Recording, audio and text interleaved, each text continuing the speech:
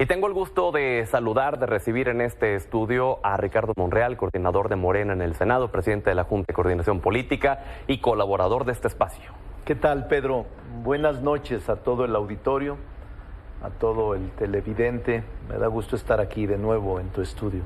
Un honor que nos visite. Estábamos hablando, le estábamos informando a la ciudadanía lo que ha acontecido respecto a la sucesión presidencial, al reclamo que hace el canciller Marcelo Ebrard en que se dé claridad, se dé respuesta ya a el método que se va a tomar para poder seleccionar al o la candidata.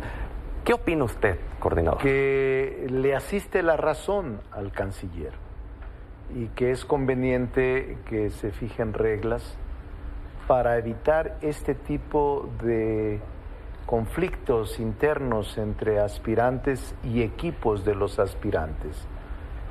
Creo que el mensaje y el llamado de Mario Delgado, que es el presidente de Morena, de que en este momento se concentre todo el esfuerzo de los cuatro de Morena en Estado de México y Coahuila es bueno. Pero a mí no me gusta que inicie esta etapa de conflictos o en este momento de desencuentros entre los aspirantes. Creo que puede ser un preludio que no nos conduzca a una etapa de mayor conciliación. Entonces, tiene razón Marcelo y tiene razón Claudia Sheinbaum. Los dos están en una posición aparentemente encontrada, pero al final quieren claridad y reglas, piso parejo y equidad en la etapa interna de selección de candidatos. ¿Usted coincide con los puntos que propone el canciller, que es separarse del cargo antes de la encuesta, una encuesta con una pregunta de preferencia y un debate entre aspirantes? Sí, no solo uno, podrían ser varios debates regionales.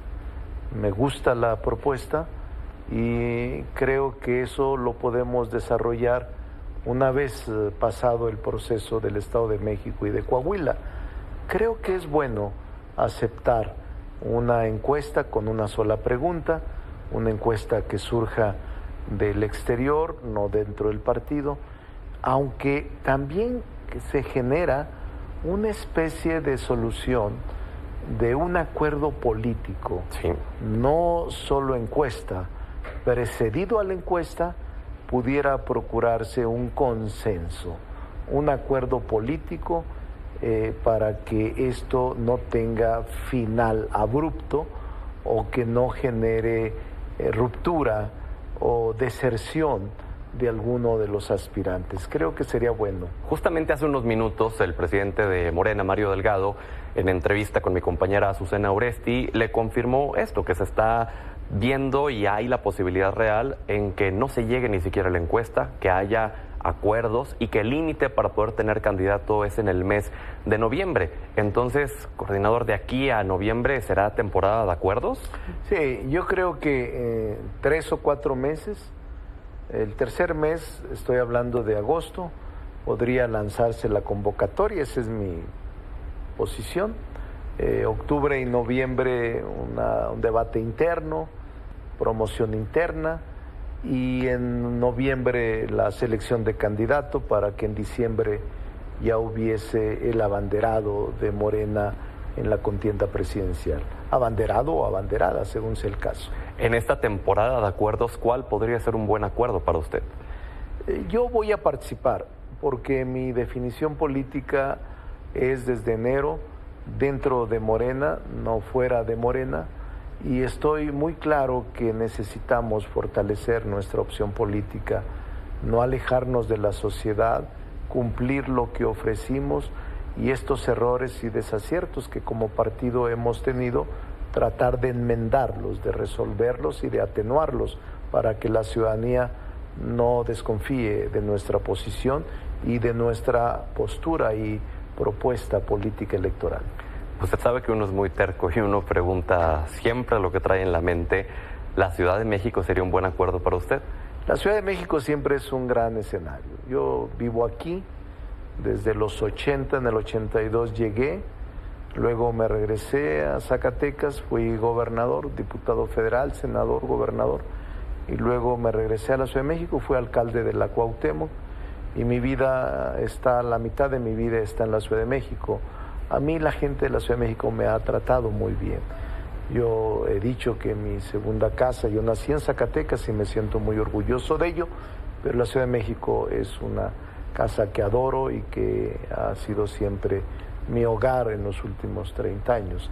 Pero en este momento, claro, Pedro, estoy enfocado en una campaña presidencial y además sé que hay muchos compañeros que aspiran a la misma posición y que tienen méritos para poder ser seleccionados en la Ciudad de México.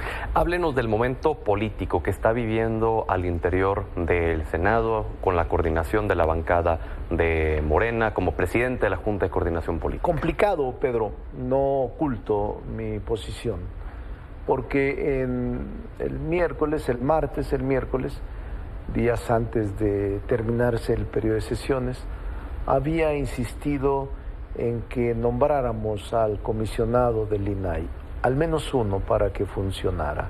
Así lo propuse, nos fuimos a la votación y la verdad es que solo hubo 3 o 4 votos de Morena que me acompañaron.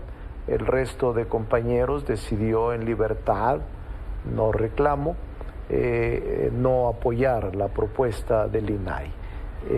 Y esto me debilitó al interior de Morena. Incluso yo debo decirte aquí que he puesto mi posición al servicio de la mayoría para que no haya ninguna dificultad, ni tampoco obstinación en el cargo. Entonces sí es real que por la sucesión presidencial adelantada y por los aspirantes que ya tienen grupos de senadores y senadoras que son sus partidarios, se es más difícil construir acuerdos porque ya no tienes la mayoría o la voluntad mayoritaria de senadoras y senadores e intervienen otros factores en las decisiones del Senado. Así es de que yo estoy siempre disponible para cualquier decisión de la mayoría, pero yo insisto en que debemos nombrar al comisionado. Y no lo digo de dientes para afuera, ni solo como una posición política retórica. Creo que debe de funcionar y hay que buscar caminos de entendimiento. Pero es un mal momento, claro, la sesión del viernes, la crítica a haber sesionado sin la oposición, pero esa crítica no debe de cargársenos a nosotros.